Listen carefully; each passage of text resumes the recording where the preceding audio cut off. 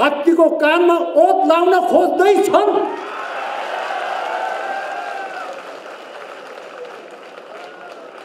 हात्तीको कानमा ओत लाउने चमेरको भरोसा हुँदैन भन्ने कुरा हामीलाई राम्रैसँग थाहा छ।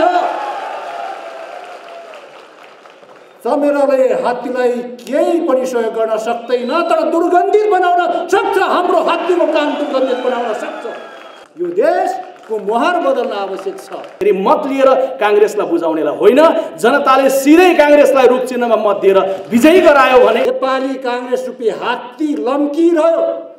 लम्कदै लम्कदै बानेश्वर पुग्यो।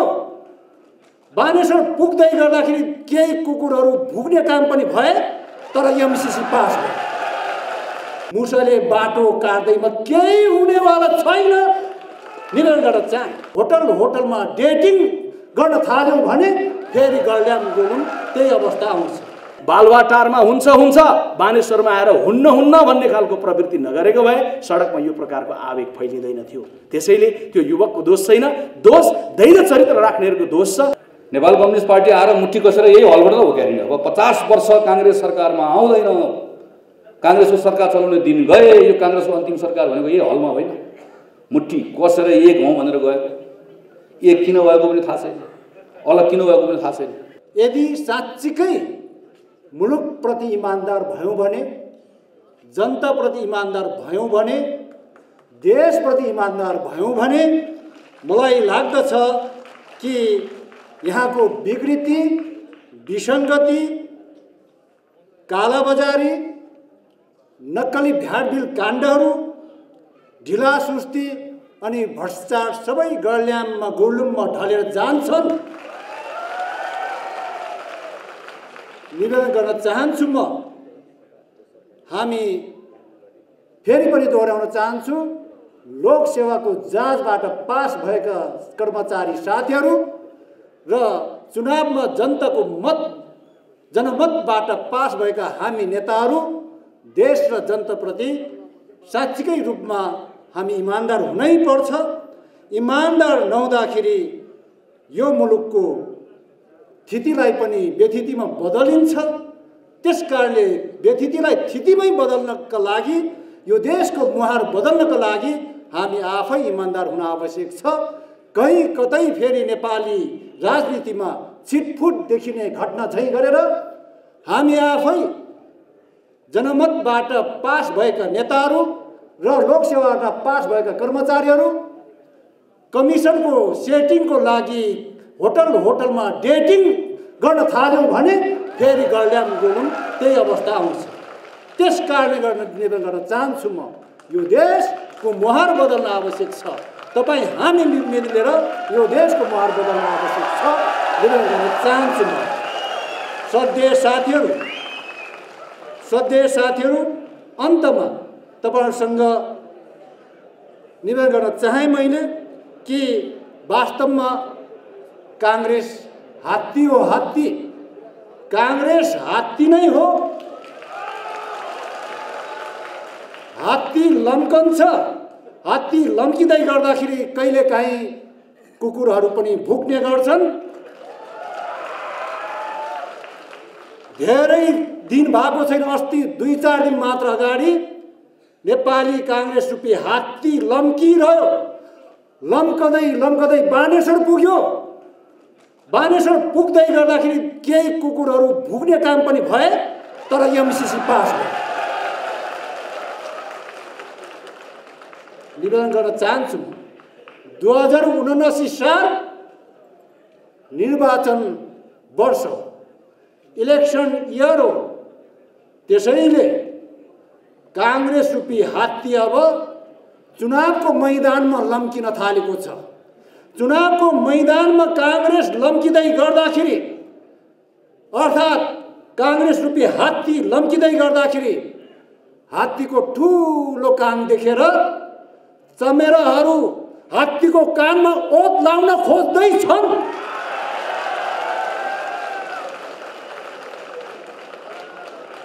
हात्तीको कानमा ओत लाउने चमेरको भरोसा हुँदैन भन्ने कुरा हामीलाई राम्रैसँग थाहा छ। चमेराले हात्तीलाई केही पनि सहयोग गर्न सक्दैन, तर दुर्गन्धित बनाउन सक्छ। हाम्रो हात्तीको काम दुर्गन्धित बनाउन सक्छ। त्यसैले हाम्रो रोडम्याप अत्यन्त प्रष्ट छ, स्पष्ट छ। जनताको बिचमा जनताकै लागि नेपाली काङ्ग्रेस हो स्थापित भएको। त्यस कारणले गर्दाखेरि हाम्रो यो रोडम्यापमा अविचलित ढङ्गबाट, अविछिन्न ढङ्गबाट निरन्तर रूपमा अगाडि बढ्यौँ भने नेपाली काङ्ग्रेस रूपी हात्तीलाई मुसले बाटो काट्दैमा केही हुनेवाला छैन। निवेदन गर्न चाहे यति कुरा निवेदन गर्दै तपाईहरुको यो महाधिवेशनमा सबल नेतृत्व, ऊर्जाशील नेतृत्व, परिपक्व नेतृत्व यो महाधिवेशनले प्रदान गर्न सकोस् भन्ने शुभकामना व्यक्त गर्दै तपाईहरुसँग बिदा चाहन्छु। हामीले उसबाट आयात गरेछौँ, तर हामीले युक्रेनलाई मात्रै सप्लाई गरेको चाहिँ कति भन्दा उसले 14 अरबको पठाउँदै गर्दा हामीले 15 लाखको पठाएका छौँ। किन यत्रो शोधनान्तर घाटा छ? किन पुँजीगत बजेट कार्यान्वयन हुन सकिरहेको छैन? किन यो प्रकारको व्यापार घाटा छ? किन सडकमा हिँडिरहेको युवकमा निराशा छ?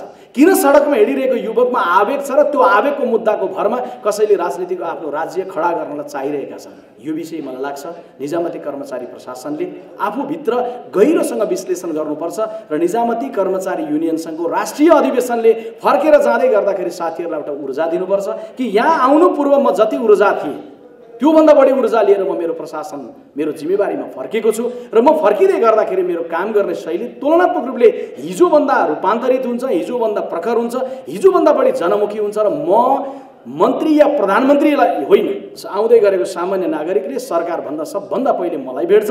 मेरो व्यवहार राम्रो हुँदै गर्दा, मेरो क्रियाशीलता राम्रो हुँदै गर्दा यो व्यवस्थाको जयगान त्यो नागरिकले गाउँछ। मेरो व्यवहार राम्रो भएन भने, मेरो व्यवहारमा भोलि भोलि भोलि भन्ने भयो भने यो देशको राज्य प्रशासनको बारेमा यो देशको व्यवस्था ठिक छैन भनेर नागरिकमा निराशा आउँछ भन्ने कुरोलाई मलाई लाग्छ साथीहरूले गम्भीरतापूर्वक आत्मसात गर्नुपर्छ।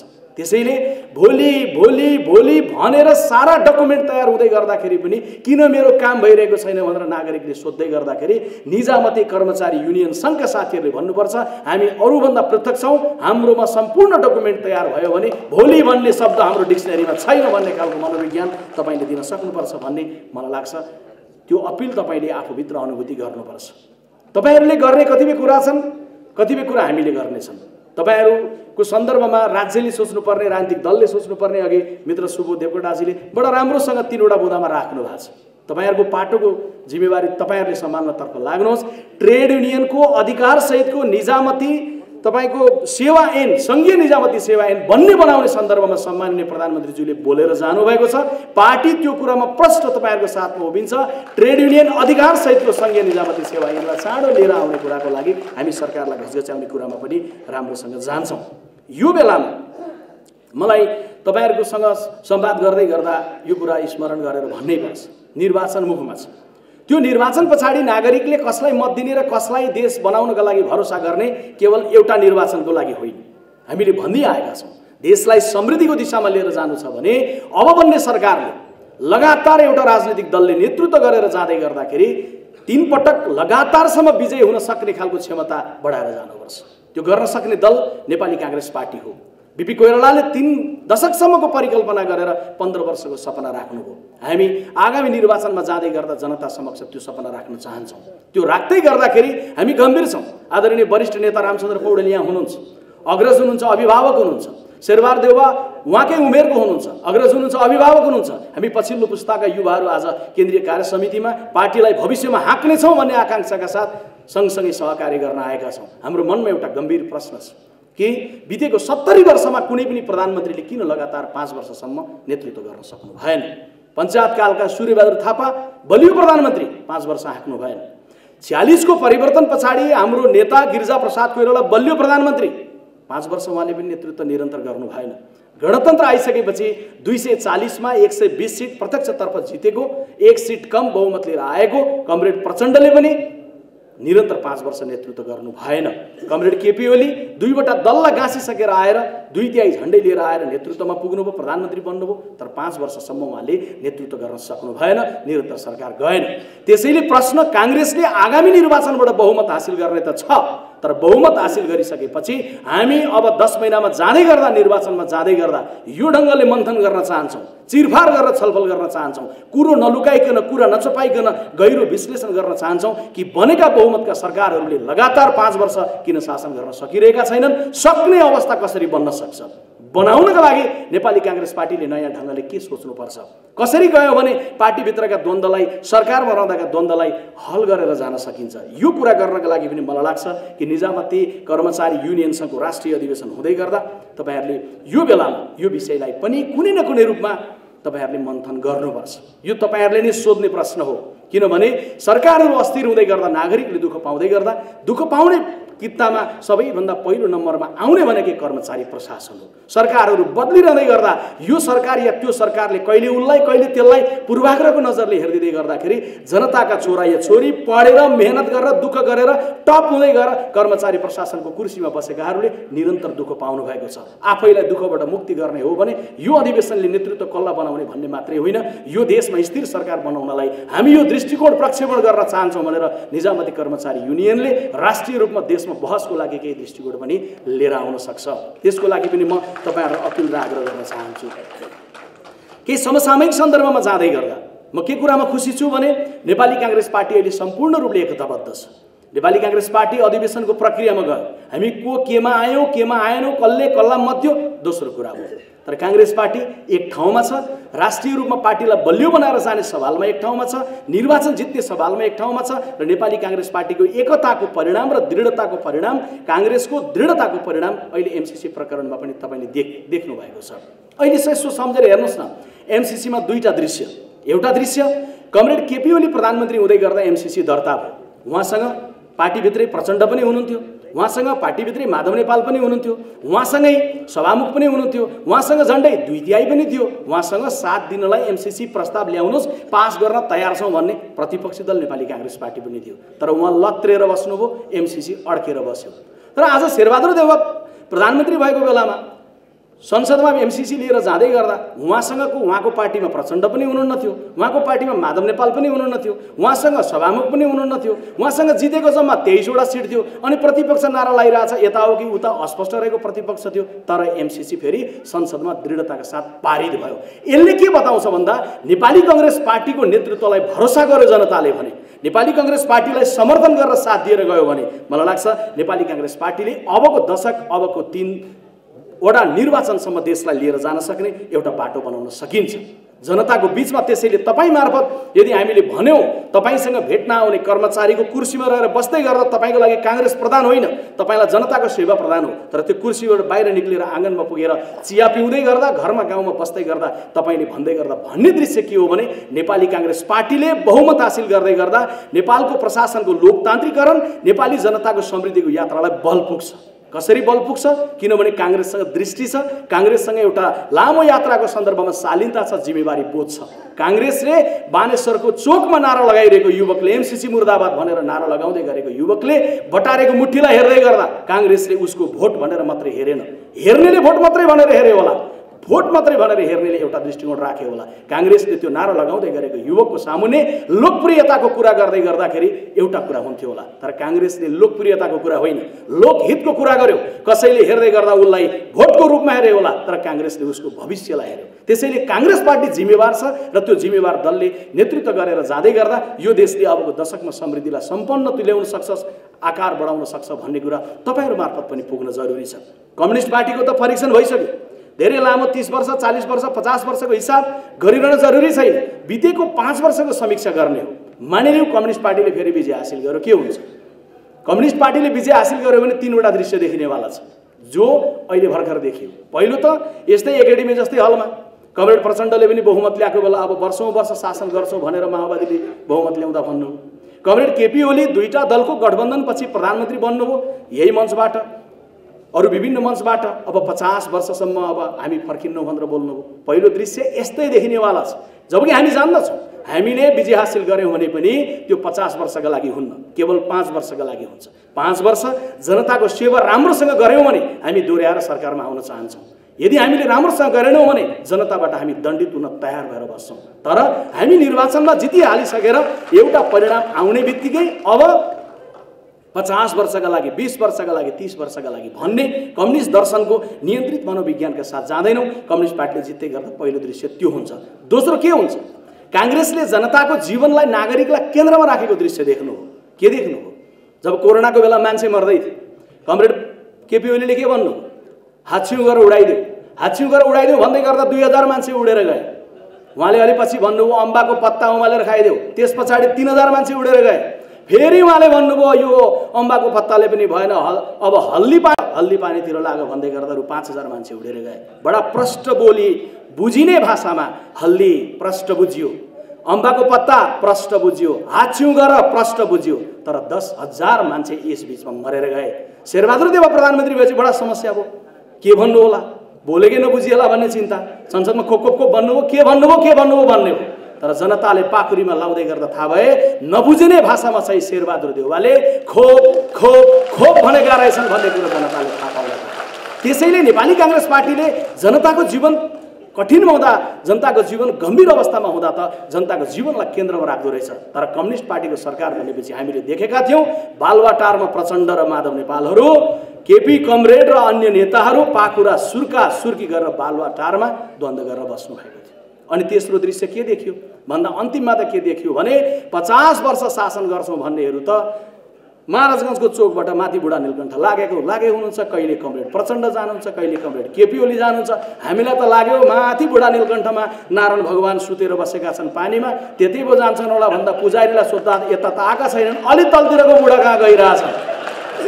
त्यसकारण जनताको मत लिने र अन्तिममा गएर बुढा नीलकण्ठकै ढोका ढकढकाउनु छ भने, जनताको मत लिने काङ्ग्रेसको सानेपाको कार्यालयमा आएर ढोका ढकढकाउनु छ भने, जनताको मत लिने रामचन्द्र दाई कता हुनुहुन्छ भन्दै बोरा टारकै बाटो सोध्दै आउने हो भने यो जनताले अल्मलिन जरुरी छैन। त्यसरी मत लिएर काङ्ग्रेसलाई बुझाउनेलाई होइन, जनताले सिधै काङ्ग्रेसलाई रूपचिन्हमा मत दिएर विजयी गरायो भने मलाई लाग्छ नेपालको समृद्धिको यात्राको सन्दर्भमा एउटा बाटोमा देशलाई पुर्याउनका लागि महत्त्वपूर्ण योगदान हुन्छ।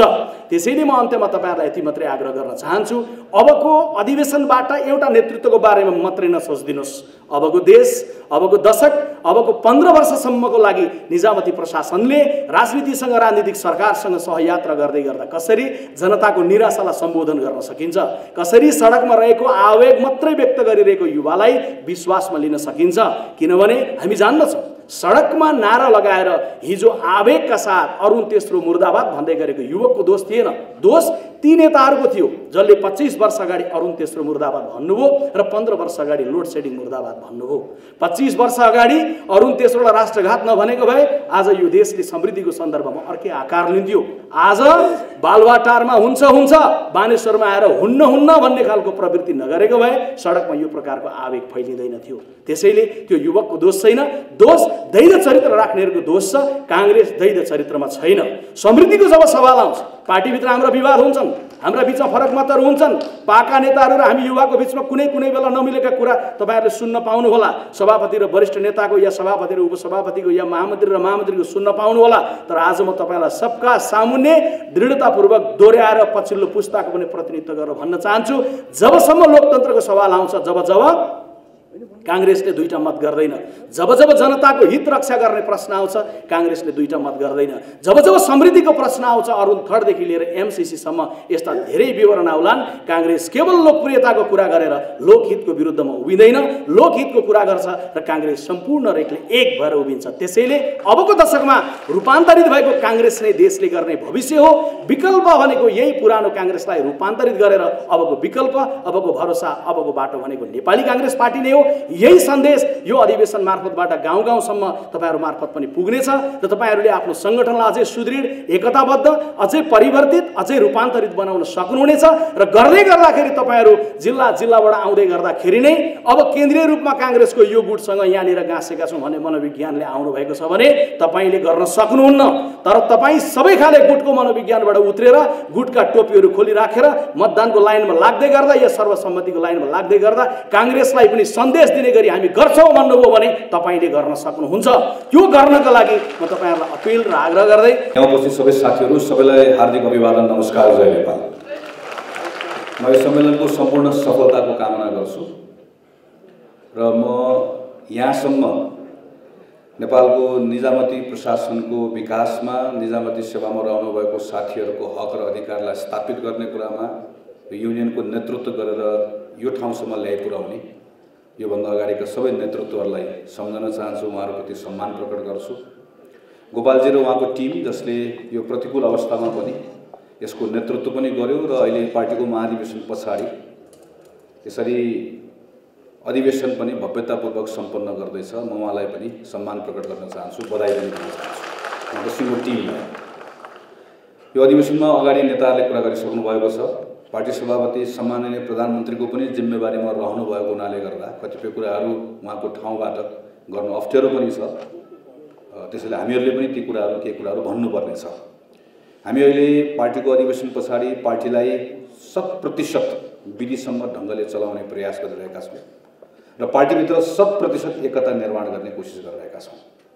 पार्टीको अधिवेशन हुन्छ, अधिवेशनमा सामान्य प्रतिस्पर्धाहरू हुन्छ। प्रतिस्पर्धा पछाडि पार्टी सञ्चालन गर्ने कुरालाई विधिले डोर्याउनुपर्छ भन्ने कुरामा एक ठाउँ उभिएका छौँ। पार्टी सभापतिको हातलाई बलियो बनाउनुपर्छ। पार्टी सभापति भनेको आफैमा संस्थाको प्रमुख, त्यसैले पार्टी सभापतिले नै डोर्याउने, यहाँनिर बल पुर्याउनुपर्छ। पार्टीभित्र भागभण्डाको यो हिजो जे कुरा चल्दै आयो त्यो सबै कुरालाई बन्द गर्नुपर्छ भनेर एक ठाउँमा उभिएका छौँ।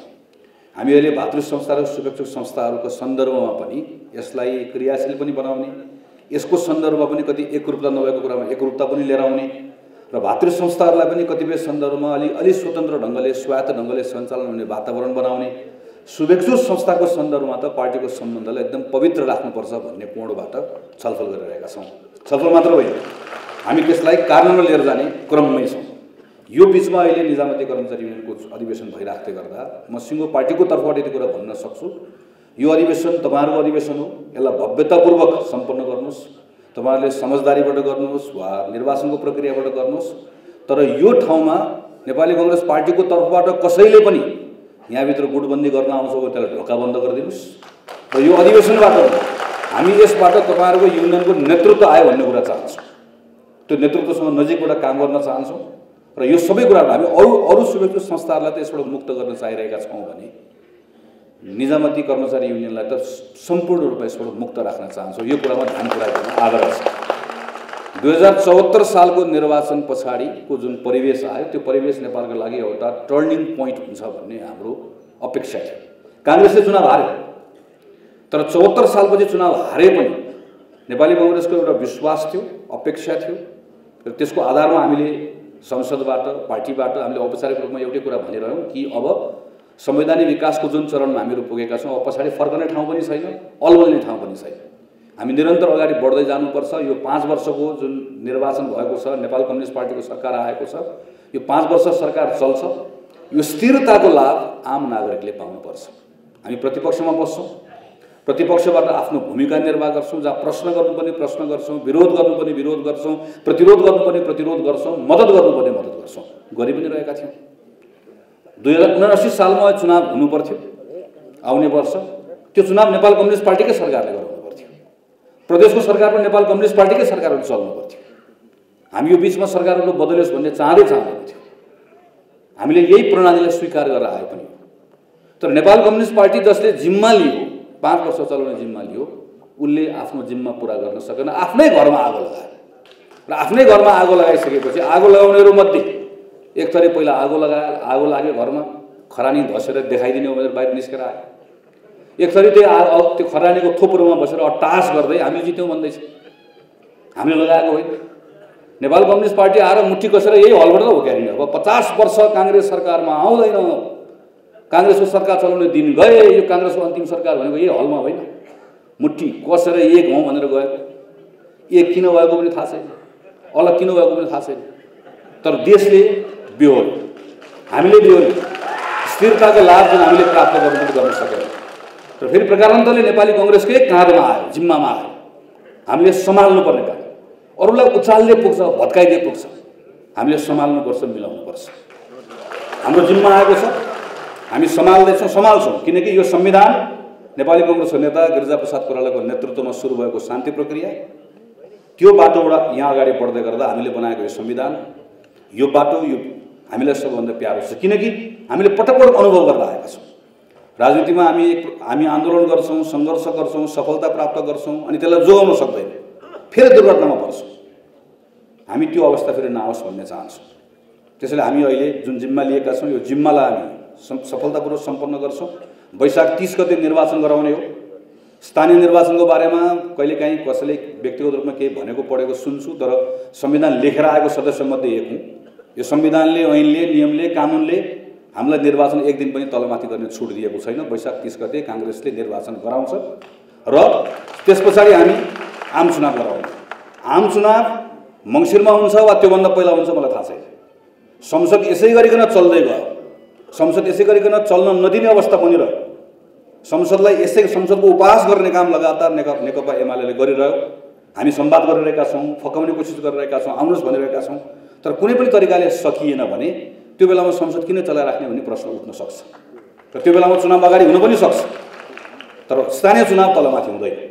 चुनाव हामी गराउँछौँ र यो पटक शानदार ढङ्गले चुनाव जितेर आएर 5 वर्ष सरकार पनि चलाउँछ। यही संसदबाट रामचन्द्र यहाँ हुनुहुन्छ, अस्ति गठबन्धनको बैठकमा पनि छलफल गरेका छौँ। यही संसदबाट अघि प्रधानमन्त्रीले बोलिसक्नु भएको छ, तपाईँहरूले जुन बहुप्रतीक्षारत रहनु भएको निजामती ऐन छ, तपाईँहरूसँग सरसल्लाह गरेर समायोजन गर्ने बेलामा जुन दुःख कष्ट दिएको छ त्यसलाई पनि सुधार गरेर संसद टुङ्गिनुभन्दा पहिला यसलाई पास गर्नुपर्छ। अस्ति क्याटेगोरी पनि छलफल गरेका छौँ। तपाईँहरूसँग बस्छौँ, तपाईँहरूको नयाँ लिडरसिपसँग बस्छौँ, छलफल गर्छौँ, यसलाई पारित गर्छौँ र तपाईँहरूले जुन कुरा सोच्नु भएको छ, अपेक्षा गर्नुभयो, तपाईँहरूको हक पनि हो, यो गरिकन जान्छौँ। चुनाव पनि गराउँछौँ, चुनाव जित्छौँ पनि। तर हाम्रो अगाडि त्यसैले चुनाव जित्ने कुरा पनि ठुलो कुरा भयो।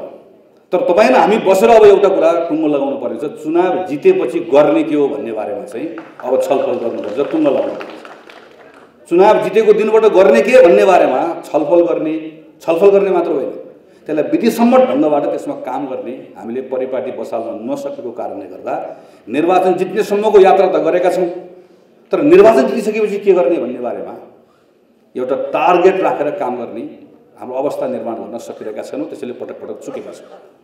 यो पटक त्यो गल्तीलाई हामीले सुधार्ने हो, हामी सँगै बसेर काम गर्ने हो।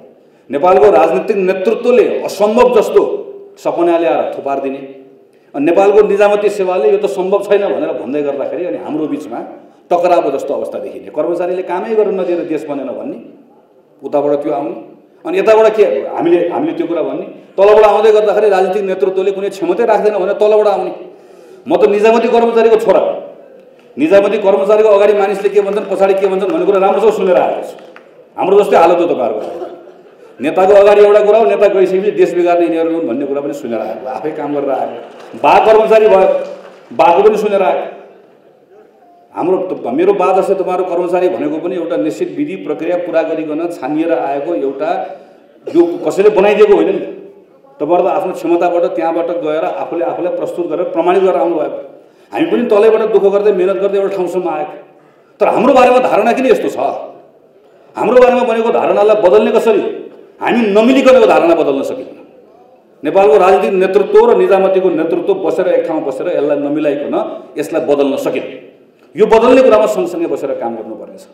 त्यसैले म नेपालको निजामती कर्मचारी, हाम्रो निजामती कर्मचारी युनियनको नयाँ नेतृत्व आइसकेपछि हामीहरू पनि नयाँ साथीहरू आएका छौँ। नयाँ आएको साथीहरूलाई हामी पनि भर्खर आएका छौँ। मामजी यहाँ हुनुहुन्छ, हामीलाई पनि खुट्टा टेक्न केही समय लाग्छ। तर यति कुरा हो, हामी नआएको लिडरसिपसँग अब पहिलाको जस्तो खालि तपाईँहरूसँग वर्षको तपाईँहरूको सम्मेलनमा बोलाउने, तपाईँहरूको सम्मेलनमा भेट्ने, तपाईँहरूले पनि हामीलाई भेट्नका निम्ति बार हेर्नुपर्ने, हामी त्यसलाई बदल्न चाहन्छौँ।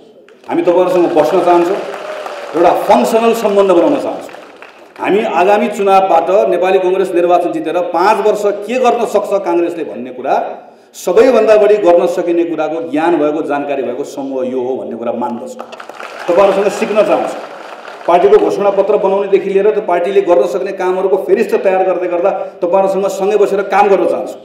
तपाईँहरूको ज्ञान र अनुभव त्यहाँ राख्न चाहन्छु। त्यसको आधारमा 5 वर्षको तयारी गरेर जनताको बिचमा जाँदै गर्दा बाले के गरे, बाजेले के गरे भन्ने कुरामा गौरव गर्ने हो, प्रेरणा लिने हो। तर काङ्ग्रेस आइसकेपछि अबको 5 वर्षमा के गर्छ भन्ने कुराको भरोसा दिलाउन चाहन्छौँ, विश्वास दिलाउन चाहन्छौँ।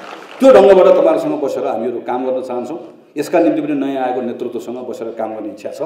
तपाईँहरूसँगै बसेर हामीहरू काम गर्ने हो।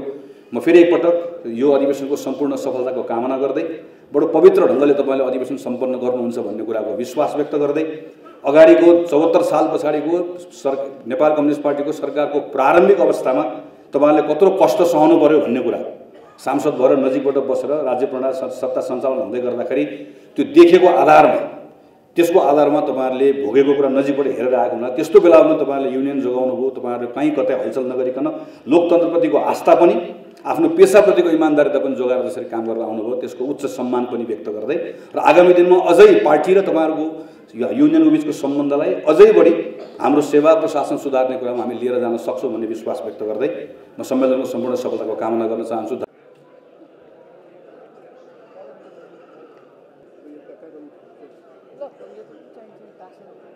नेपाल सरकारका सहसचिव भीष्मराज भुषालज्यूलाई पनि अतिथिको आसन गर्नु, झबिन्द्र खनालज्यूलाई पनि मैले आसन गर्नको लागि हार्दिक अनुरोध गरेँ। ज्यू सम्मानित व्यक्तित्वलाई पनि मञ्च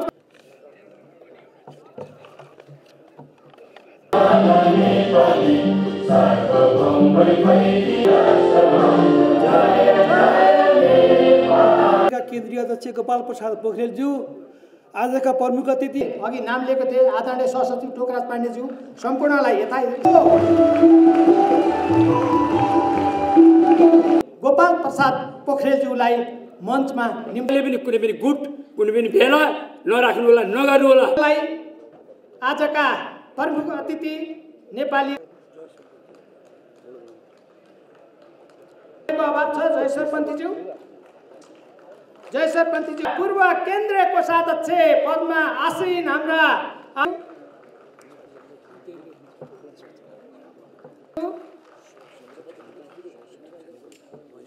जिल्ला कार्य समिति रूपन्देही चक्रपाणी पाण्डेज्यूलाई तालीले स्वागत गरौँ।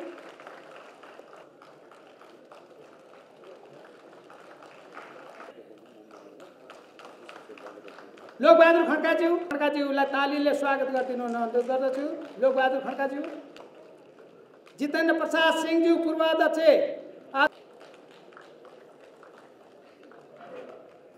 तालीले स्वागत गरौँ। स्वागत गरिदिउँ पूर्णचन्द्र अधिकारीज्यू, देवराज गौलीज्यू पूर्व अध्यक्ष, हरि खत्रीज्यू, आजीवन केन्द्रीय प्रतिनिधि आदरणीय दाजु लक्ष्मी झबिन्द्र खनालज्यू, पदम कुमार श्रेष्ठज्यू, हाम्रा अग्रज नेता पूर्व उपाध्यक्ष कार्यकारिणीका अध्यक्षज्यू समेत गर्नुभएको थियो, त्यो बापत हामीले सम्मान गरेका छौँ। सरकारका नवनियुक्त सचिव नियुक्त गराउन चाहे मञ्चमा मुकुन्द निरौलाज्यू,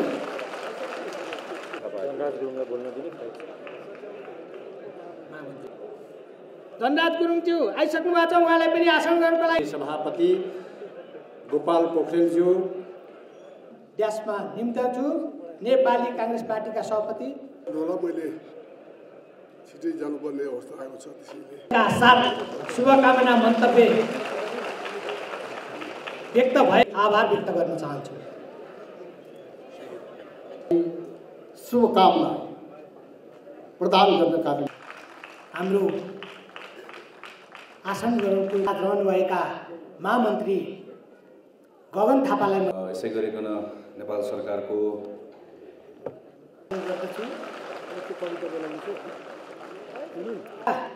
निजामती सेवाकै सन्दर्भमा मार्मिक कविताहरूलाई पत्र महान नेता बीपीजी सातकी नेता र सभ्य तरिकाले सम्पन्न होस्। उद्घाटन सत्रको अध्यक्षता गरिरहनुभएका